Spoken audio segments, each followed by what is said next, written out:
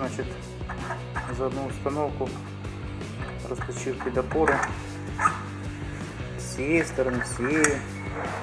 Так воно все отлично стає, бездоганно, реально бездоганно. І тому зараз вже можна головку знімати, намічати отвори, фрезерувати тут. З розточкою покінчено. Так, і пофрезерував отут, це обниження, цей терець пройшов, в принципі, все нормально. А ці обниження потрібні, тому що каретка заїжджає, там ніпелем воно чіплятиметься. Так що треба було трошки убрати. Ну що, намічаємо отвори, потім посверлимо, поріжемо різьби.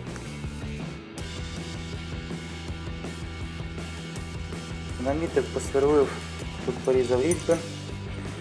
Просто посередині довелося знайти отаке от довге сверло, бо воно від шпритил опиралося дуже тут в цьому місці. І так оце все вийшло. Тепер перевертати і знову налаштовуватись. Перевернули, обкатались, обновили покази індикатора і погнали далі.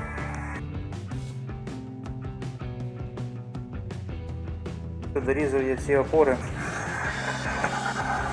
бо ось так от остало такі от дві детальки. Тут припуск під фрезеровку